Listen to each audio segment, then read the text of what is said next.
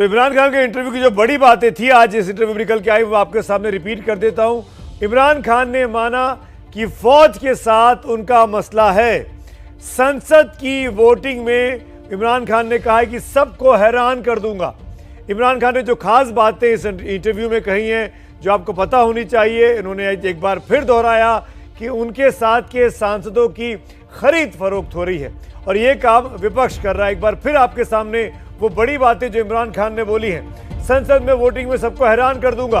विपक्ष सांसदों की खरीद फरोख्त में लगा है। विपक्ष के नेता गद्दार हैं, मीर जाफर कहा था उन्होंने। शरीफ और जरदारी ने मिलकर तबाही मचा रखी है। उन्होंने ये भी कहा छठे पॉइंट के तौर पर कि उनकी जान को खतरा है। इमरान खान ने इस बात को फिर दोहराया कि उनकी जान को खतरा है। इमरान खान कहते हैं कि उनकी सरकार को कई महीनों से गिराने की कोशिश चल रही है, साजिश हो रही है और इस साजिश में अमेरिका एक बहुत बड़ी भूमिका निभा रहा है। भारत की विदेश नीति की एक बार फिर इमरान खान ने तारीफ की और कहा कि पूरी दुनिया में भारत की विदेश नीति की इज्जत है और यह भी उन्होंने कहा कि पाकिस्तान के पासपोर्ट की दुनिया में कोई हैसियत नहीं रह गई है। आखिर में उन्होंने कहा कि वो एक क्रिकेटर है और आखिरी बॉल जब तक नहीं फेंकी जाती तब तक वो मैच का नतीजा अपने पक्ष में मोड़ने के लिए जी जान लगा देते हैं, यानी आखिरी गेंद तक वो खेलेंगे। अब आखिरी गेंद यानी संडे दोपहर 11:30 बजे जब पाकिस्तान की नेशनल असेंबली में वोट होगा, डिबेट होगी, पहले तो नो कॉन्फिडेंस मोशन पर, फिर वोट होगा। उस वोटिंग में इमरान खान को जीतना होगा। लेकिन इमरान खान ने जो कुछ कहा आज के इस इंटरव्यू में, उसकी कुछ बातों के कुछ साउंड बाइट्स आपको सुनवा देते हैं। जब इमरान खान हिंदुस्तान की फॉरेन पॉलिसी की तारीफ करते हैं तो आपको बता दें कि जो कुछ इन सब के बीच जो कुछ हुआ है वो कल राष्ट्र के नाम संदेश में प्रधानमंत्री इमरान खान ने अपने विरोधियों पर एक बार फिर आज इस इंटरव्यू में भी करारा वार किया है। राष्ट्रवाद और इस्लाम एक ऐसा कॉकटेल तैयार करने की कोशिश में लगे हुए हैं जिनका विरोध करने वाले विपक्षी नेता भी उनके सामने नहीं टिक सके और इसीलिए आज का सवाल मेरा इसी मुद्दे से जुड़ा हुआ है। बड़ा साफ सा सवाल है कि क्या इमरान खान के पैगाम से विरोधियों में, जो उनके सियासत में विरोधी हैं, उनमें दरार पड़ सकती है, विपक्ष की एकता टूट सकती है। अगर आपको लगता है कि जिस तरह के भाषण, जिस तरह की तकरीरें इमरान खान बीते 24 घंटे में कर चुके 2-3 बार, उसका क्या असर होगा। अगर आपको लगता है हाँ दरार पड़ेगी तो ऑप्शन ए को क्लिक करिएगा और अगर आपको लगता है कि दरार नहीं पड़ेगी तो ऑप्शन बी को जाके क्लिक करिएगा, टिक करिएगा। @ABP न्यूज़ के ट्विटर हैंडल पर कार्यक्रम के आखिर में नतीजे भी आपको ज़रूर दिखाएंगे कि जो लोग इस शो को देख रहे हैं वो क्या सोचते हैं इमरान खान की तकरीरों के बारे में, उनकी इस सियासी स्ट्रेटजी के बारे में। इन सब के बीच ये सवाल बना हुआ है कि क्या जाते जाते इमरान खान ने पाकिस्तान को फंसा दिया है। और मैं ये क्यों कह रहा हूं आपको समझाऊंगा। पहले अपने मेहमानों का तारुफ आपसे करा देता हूं। 3 खास मेहमान इस वक्त, इनफैक्ट हमारे साथ 4 खास मेहमान जुड़ रहे हैं। मेरे साथ अब्दुल समद साहब हैं, PTI के नेता हैं। बहुत बहुत स्वागत है आपका अब्दुल समद याकूब साहब। मेरे साथ नवाज शरीफ की पार्टी की नेता सादिया खान जी जुड़ रही हैं। सादिया जी, आपको भी वेलकम है शो में। दीपक बोरा साहब मेरे साथ हैं, फॉर्मर इंडियन डिप्लोमेट हैं। Thank you so much for being with us sir. और मेरे साथ मेरे सहयोगी अमीर हमजा भी जुड़े हुए हैं सीधे इस्लामाबाद से। हमजा, मेरा पहला सवाल आप ही से है। इमरान खान का ये कहना जो आज उन्होंने इंटरव्यूज़ दिए, आज सुबह उन्होंने एक तकरीर की, अभी उन्होंने एक चैनल को इंटरव्यू दिया पाकिस्तान में, और वो ये प्ली कर रहे हैं कि उनकी जान को खतरा है। बीते 3 जो उनके भाषण हुए हैं कल से लेकर आज तक, जो भी उनकी स्पीचेज़ हैं, इंटरव्यूज़ हैं, वो कुल मिलाकर विक्टिम कार्ड प्ले कर रहे हैं। ऐसा लग रहा है कि ये चुनावी तकरीरें ज़्यादा हैं। वो चुनाव के लिए अपने आप को तैयार दिखाना चाह रहे हैं, अगर चुनाव के मोड में पाकिस्तान है और चुनाव में जा रहा है। मेरा सवाल ये है हमजा कि क्या इससे PTI को फ़ायदा हो रहा है, उनकी पार्टी को, इमरान खान को?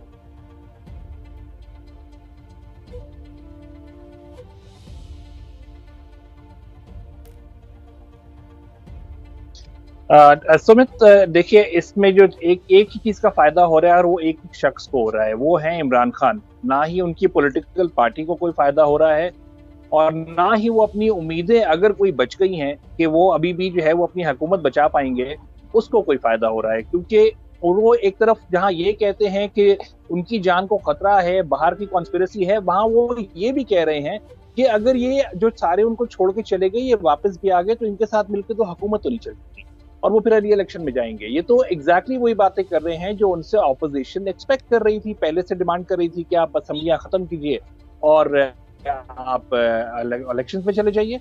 अब क्योंकि वो नहीं माने तो शायद वो आखिरी बैट्समैन होंगे जिनके साथ रनर भागने वाला भी शायद ना बचे इतवार तक। लेकिन जो है ये बात तो तय है कि इमरान खान इसमें जो है ना, सिवाय अपने लिए एक इलेक्शन कैंपेन जरूर बना रहे हैं।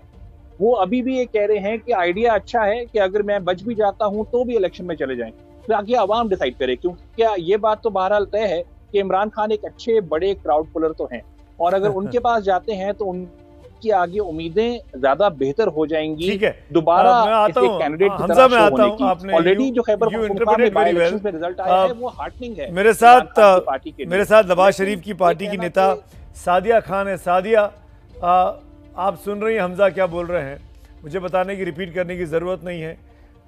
3 तकरीरें हुई बीते 24 घंटे में, नेशनल असेंबली में हुई, माफ़ करिएगा, कल राष्ट्र के नाम से उनका पैगाम आया, फिर आज सुबह उन्होंने एक कार्यक्रम में कहा प्राइवेट किसी, और अभी उन्होंने एक इंटरव्यू दिया। मेरा सवाल ये है कि सादिया, इन तकरीरों से, अपने इन तर्कों से क्या इमरान खान की पॉपुलैरिटी ग्राफ इंक्रीज हो रहा है, उनको फ़ायदा हो रहा है चुनाव में, हो सकता है? देखिए, तो पॉपुलैरिटी का कोई क्वेश्चन ही उनका नहीं बनता। कल रात को जो उन्होंने कौम से खिताब किया वो एक्चुअली एक अलविदाई खिताब था कौम के साथ, जिसको गुड बाय एड्रेस भी आप कह सकते हैं। और अभी जो आपका उनका इंटरव्यू आपने टेलीकास्ट किया तो उसमें भी आप देखें किस किस्म की confusing statements as a prime minister of Pakistan वो दे रहे हैं। कभी वो अमेरिका के खिलाफ बोल रहे हैं, कभी वो इंडिया को प्रेस कर रहे हैं। उनसे कोई पूछे कि अगर वो इंडिया की फॉरेन पॉलिसी की तारीफ कर रहे हैं, उसको प्रेस कर रहे हैं, तो आप 4.5 साल से प्राइम मिनिस्टर ऑफ पाकिस्तान है, आपके पास सारे अथॉरिटीज थी, आपके पास सारे इख्तियारात थे, आपके पास फॉरेन मिनिस्टर था, आपने फॉरेन पॉलिसी क्यों नहीं इम्प्रूव की? इनकी अपनी फॉरेन पॉलिसी का तो ये हाल है, थोड़ा एक महीने पीछे चले जाएं, उधर रशिया यूक्रेन के साथ टेंशन में है, उसने वॉर अनाउंस कर दी और ये वहां पे उनको मिलने पहुंच गए।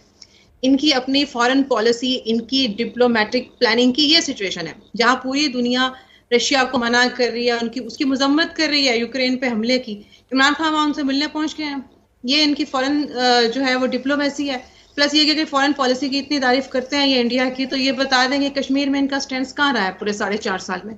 कहीं आपने देखा इनको कश्मीर के लिए स्टैंड लेते हुए? आप कहीं ऐसा नहीं देखेंगे। और अगर ये बात करते हैं कि मेरी इन स्टेटमेंट से, जब ये कंफ्यूजिंग स्टेटमेंट पिछले 2-3 दिन से इंटरव्यूज में, कौम से खिताब में, नेशनल असेंबली में दे रहे हैं, तो इससे अपोजिशन को कोई फर्क नहीं पड़ने वाला। उसकी वजह यह है कि देखें, अपोजिशन का जो कोलेशन है वो इमरान खान की कारकर्दगी की वजह से है, और अपने इन 3 दिनों के स्टेटमेंट्स में, अपनी स्पीचेस में इमरान खान ने सादिया इस बात का तो जवाब दीजिए, इस बात का जवाब दीजिए सादिया, कि आप लोग अमेरिका के इशारे पर ये काम कर रहे हैं।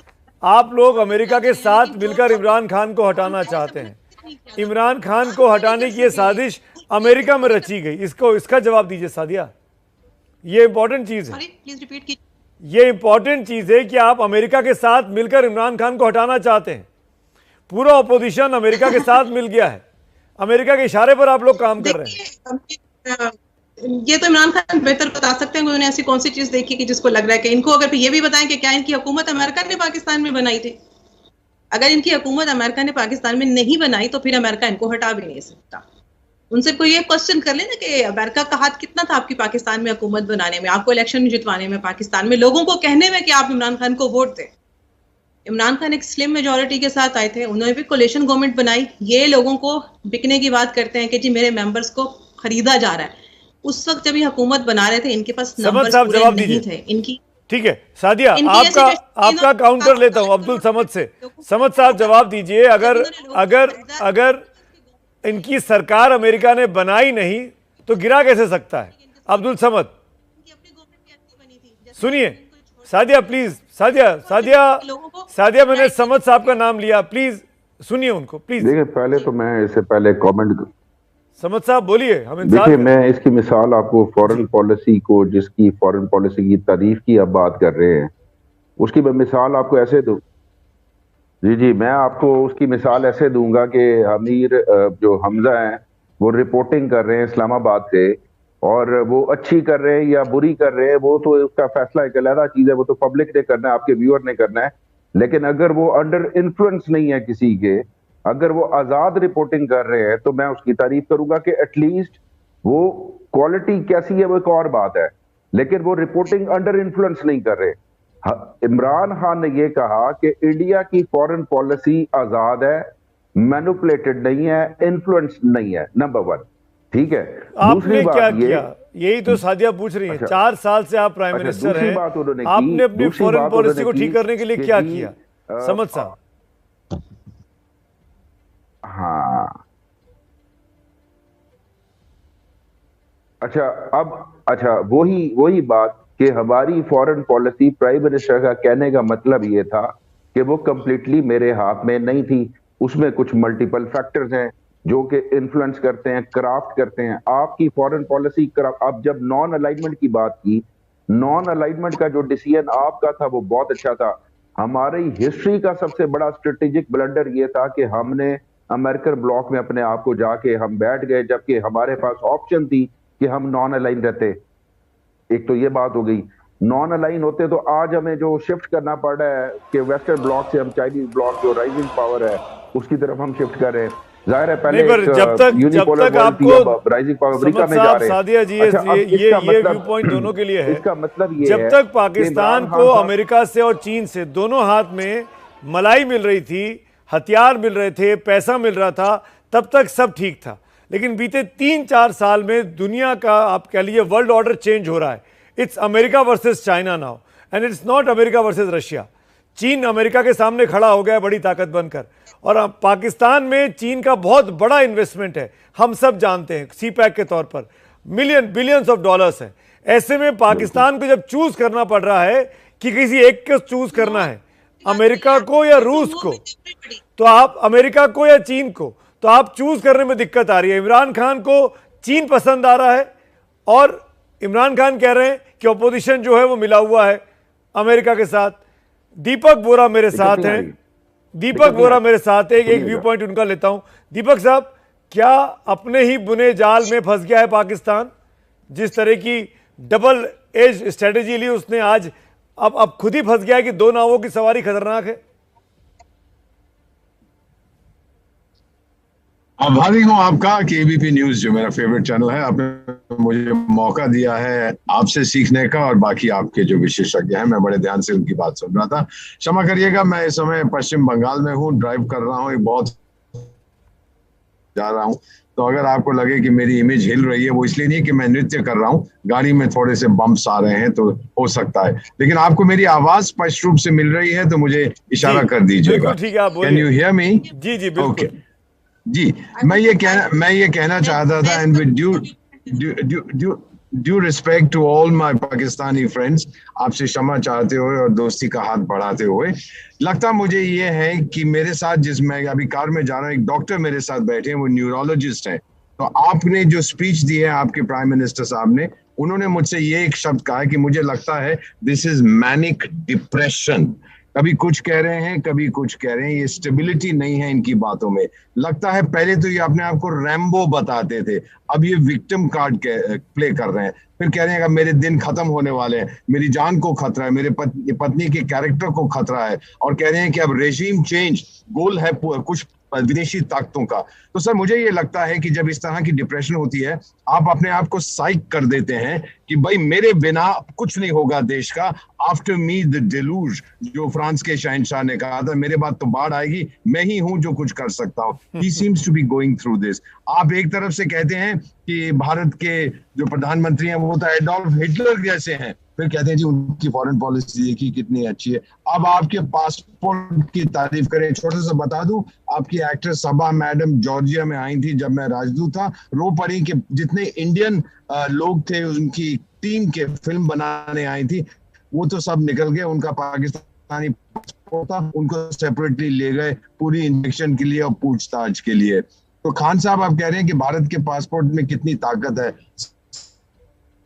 जी, कर दीजिए, अगर आप भारत पास आते हैं, I am sure passport act का हम कुछ कर सकेंगे। लेकिन सबसे बड़ी कि आपको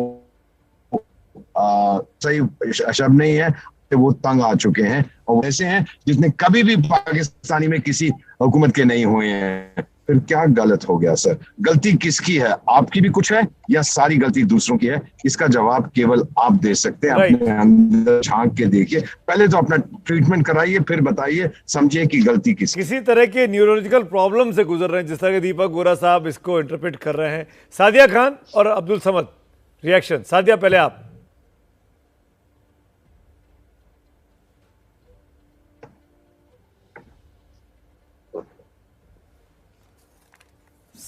सादिया, आपको आवाज आ रही है?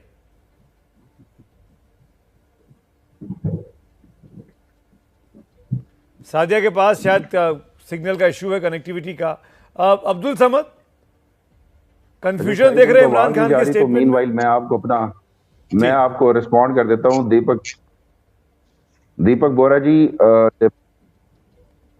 दीपक बोरा जी, डिप्रेशन को डायग्नोज करना न्यूरोलॉजिस्ट का काम नहीं है, साइकियाट्रिस्ट का काम है। पहले तो डॉक्टर ठीक से चुन लें, फिर हम जो है ना डायग्नोज भी ठीक से कर लेंगे उनको।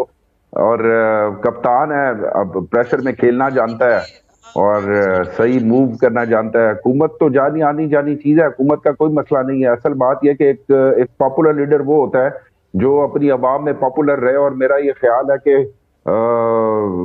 विक्टिम कार्ड के तौर पे तो हमें अदम एतमाद में घर चला जाना ज्यादा सूट करता है। बीइंग अ पॉलिटिशियन मैं ये समझता हूँ कि भाई अगर जितना कंफर्टेबल मैं इस सूरत में होऊंगा कि संडे को अगर हम संडे को अगर हम हार जाते हैं तो शायद मेरी पोजीशन इससे ज्यादा कंफर्टेबल नहीं। बस सवाल ये है कि संडे को होगा क्या? सादिया खान, आपको लगता है कि असेंबली में आके बाकायदा डिबेट हो पाएगा और डिबेट होने के बाद इमरान खान अपना नंबर्स के भी जाएंगे या रेजिग्नेशन दे देंगे? सादिया खान, सादिया को शायद आवाज़ नहीं जा रही है, मेरे ख्याल से उनका लाइन काट ही देना चाहिए और दोबारा मिलवाना चाहिए, क्योंकि ऐसे में समय ज़ाया हो रहा है दर्शकों का भी और तमाम पैनलिस्ट का भी जो इस शो को देख रहे हैं, वो भी प्राइम टाइम में। पाकिस्तान के साथ कई बार कनेक्टिविटी को लेकर इशूज़ होते हैं। लेकिन हमजा, मैं ये सवाल आपके पास छोड़ता हूँ, संडे को होगा क्या? नंबर होगा, डिबेट होगा, या डिबेट के बाद सीधे नंबर के लिए जाएंगे इमरान खान? हमजा, इस्तीफा देंगे।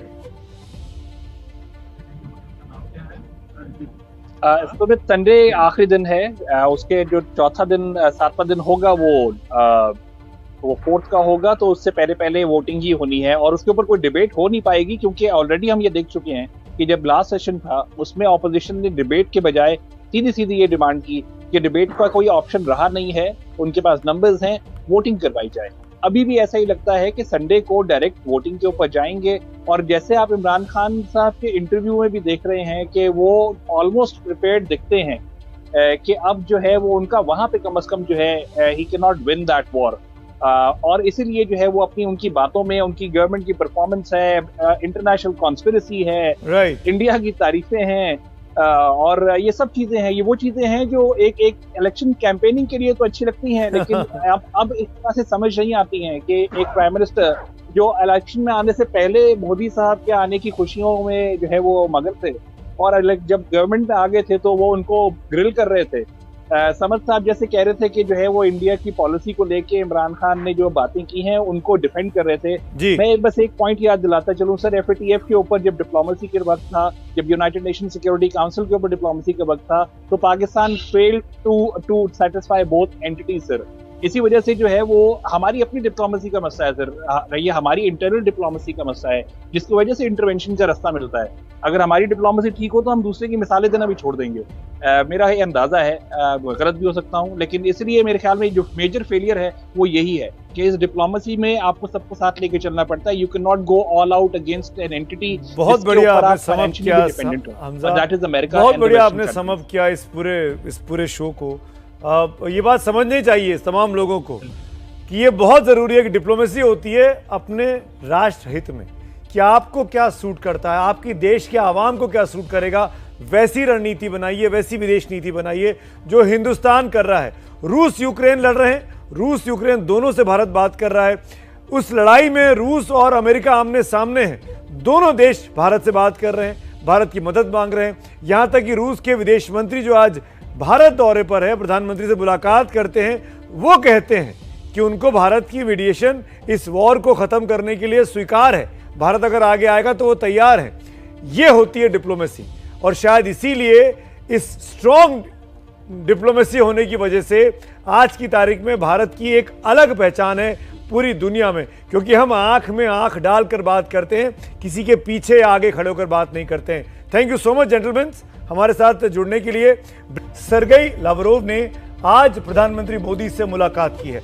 यह मुलाकात बहुत ही अहम मानी जा रही है दुनिया के कूटनीतिक सर्कल के बीच में। प्रधानमंत्री से मुलाकात से पहले लावरोव ये कह चुके थे कि भारत अगर रूस यूक्रेन युद्ध में बीच बचाव करेगा, मध्यस्थता करेगा, तो उसे ऐतराज नहीं होगा। ये बहुत बड़ी बात है। भारत का मीडिएशन स्वीकार कर रहा है रूस, वो रूस जो दुनिया में किसी की बात नहीं सुन रहा है, वो रूस जो पुतिन के साथ आमने सामने बाइडेन खड़े हो गए, लेकिन तब भी कोई भी झुकने को तैयार नहीं है। वो पुतिन का रूस अब ये कह रहा है कि भारत की अगर मध्यस्थता करे तो वो इसके लिए तैयार होंगे। दरअसल लावरोव का यह बयान भारत के लिए रूस के भरोसे को दिखाता है, लेकिन दूसरी तरफ अमेरिका को यह दोस्ताना कतई पसंद नहीं आ रहा। तभी तो चीन का डर दिखाकर वो भारत को चेताने की कोशिश कर रहा है। लेकिन जैसा कि मैंने पहले कहा कि भारत आंख में आंख डालकर अपनी विदेश नीति कूटनीति बनाता है, डरता नहीं है। देखिए मेरे सहयोगी प्रणय उपाध्याय की यह खास रिपोर्ट।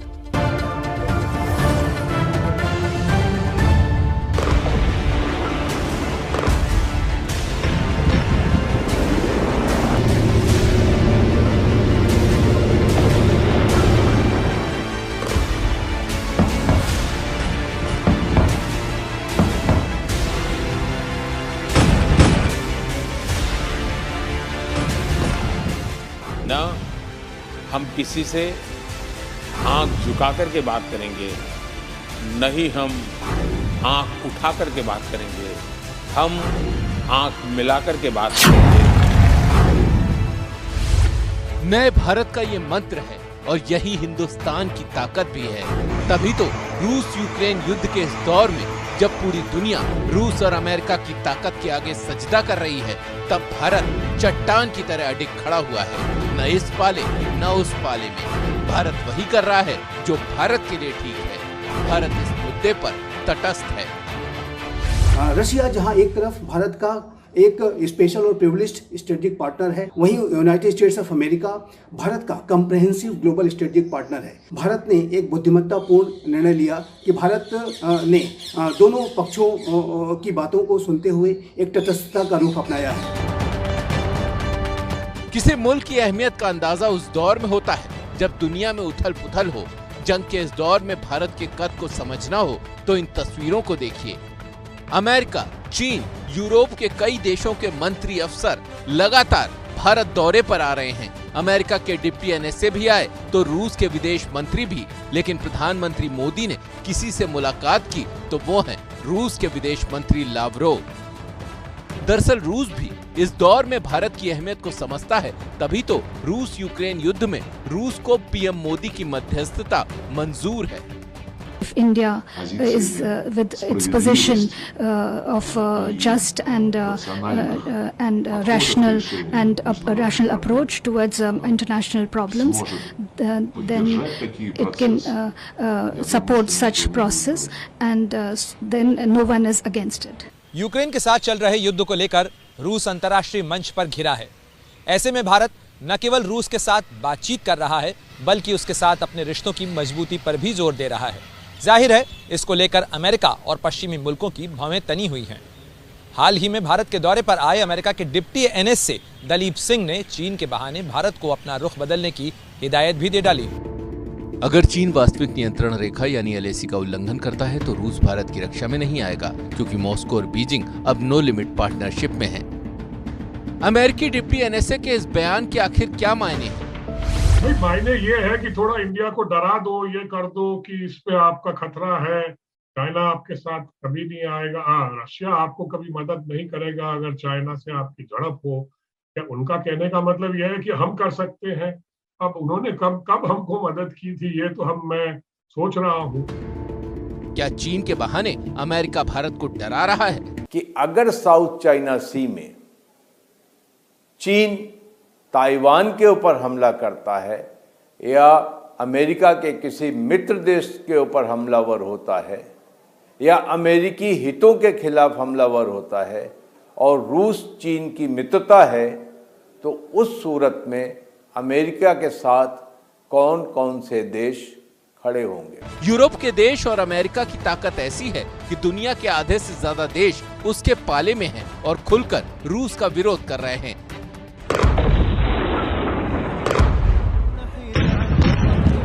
लेकिन भारत अमेरिका से भी दोस्ती चाहता है और रूस से भी। यही वजह है कि जब पूरी दुनिया ने रूस पर प्रतिबंध लगा दिए, तब भी भारत ने रूस से कारोबारी रिश्ते जारी रखे। यही नहीं, भारत रूस से सस्ते दामों पर तेल भी खरीद रहा है।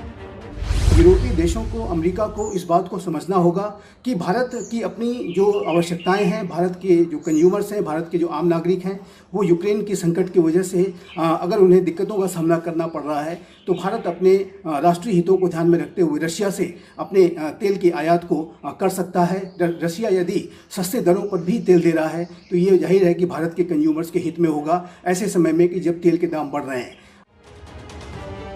युद्ध के इस दौर में महाशक्तियों के आगे घुटने टेकने वाली दुनिया में भारत अपनी अलग पहचान के साथ खड़ा है और इसका लोहा तो दुश्मन मुल्क के प्रधानमंत्री भी मान रहे हैं। भारत ने कभी जंग का समर्थन नहीं किया, साथ ही वो संप्रभुता के सिद्धांत को लांघे जाने का भी हिमायती नहीं है। ऐसे में जबकि रूस और यूक्रेन के बीच चल रहे युद्ध के दौरान अमन का फॉर्मूला तलाशने की कोशिशें चल रही हैं, दुनिया की नजरें भारत के प्रधानमंत्री नरेंद्र मोदी पर भी टिकी हैं। शांति की कोशिशें भारत की तरफ से भी हो रही हैं। हालांकि इतना जरूर है कि अमन की कोशिशों के साथ साथ भारत की कोशिश अपने राष्ट्रीय हितों के साथ संतुलन बैठाए रखने की भी है। भारत और अमेरिका के रिश्ते आज नए मुकाम पर हैं, तो इसके पीछे एक बड़ी वजह इस इलाके में चीन की बढ़ती ताकत पर नियंत्रण। भारत को अमेरिका की जरूरत है और अमेरिका को भारत की, लेकिन अमेरिका चाहता है कि यह रिश्ता रूस की कीमत पर आगे बढ़े। लेकिन अच्छे बुरे दौर में जिस तरीके से रूस ने हमेशा भारत का साथ दिया है, अमेरिका के लिए उस रूस को भारत छोड़ने को तैयार नहीं दिखाई दे रहा। लेकिन ये भारत कैसे भूल सकता है कि कई बार जब मुश्किलात आए तो अमेरिका साथ नहीं खड़ा हुआ।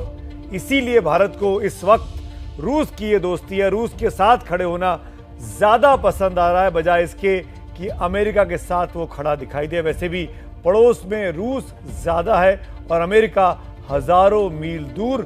मुसीबत आने पर रूस की मदद पहले पहुंचेगी, ना कि अमेरिका से। देखिए ये खास रिपोर्ट।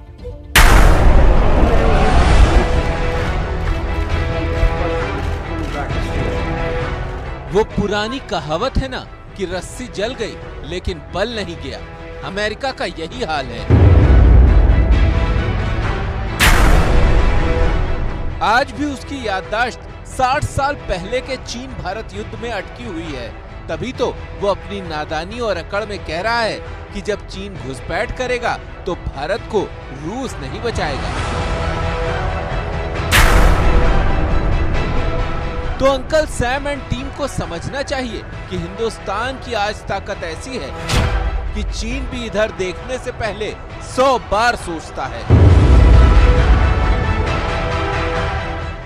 देखिए, अगर चाइना भारत के ऊपर हमला करता है तो भारत सक्षम है अपनी रक्षा करने के लिए, और उसको किसी और देश की जरूरत नहीं है। और ये कहना और कि रशिया आपको मदद नहीं करेगा, हमको किसी भी देश की मदद की अपेक्षा नहीं है। तो चीन को भी इस बात का अंदाजा हो चुका है। जब उसने भारत में घुसपैठ की कोशिश की, उसे मुंह तोड़ जवाब मिला है।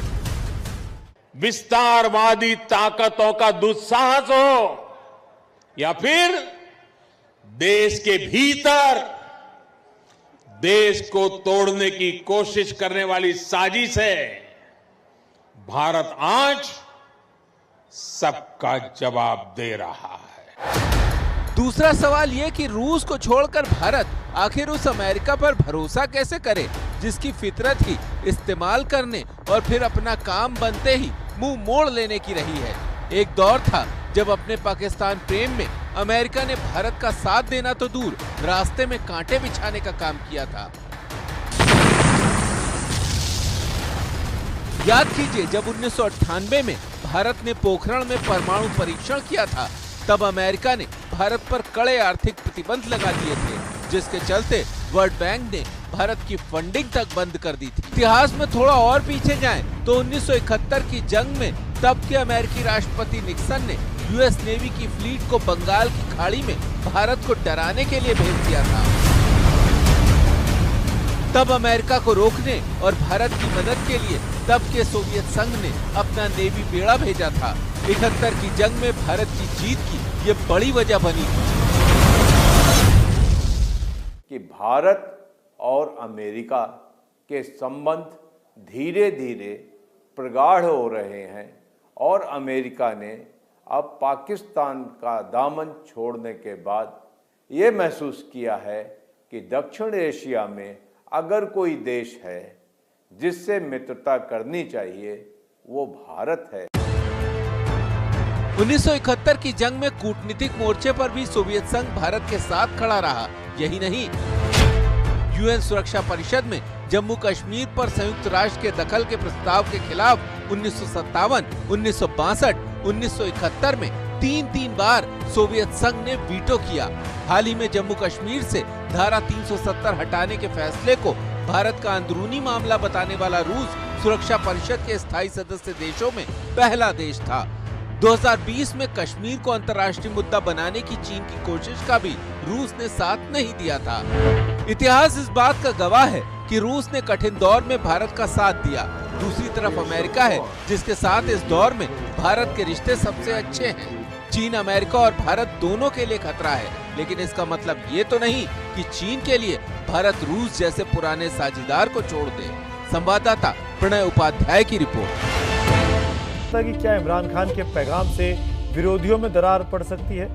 एबीपी न्यूज के ट्विटर हैंडल @ABP न्यूज पर जाकर आप लोगों ने जो जवाब दिए हैं उसमें 55% लोगों का मानना है कि कोई दरार नहीं पड़ेगी, जबकि 45% लोगों को लगता है कि उनके पैगाम से विरोधियों में दरार पड़ सकती है।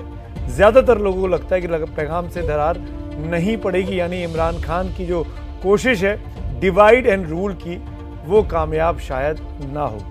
संडे तक का वक्त है, कुछ ही घंटे बाकी है। संडे को तय हो जाएगा कि इमरान खान ने जो भी शगुफा छेड़ा आज और कल में मिलकर उसका कितना फल उनको मिल पाता है। संडे दोपहर 11:30 बजे पाकिस्तान की नेशनल असेंबली में ये नया सियासी ड्रामा शुरू होगा। बने रहिएगा, लगातार ये कवरेज बड़ी पाकिस्तान से जुड़ी हुई एबीपी न्यूज़ पर जारी है। इंडिया चाहता है मैं फिलहाल इतना ही, लेकिन ब्रेक के बाद मास्टर स्ट्रोक जरूर देखिए।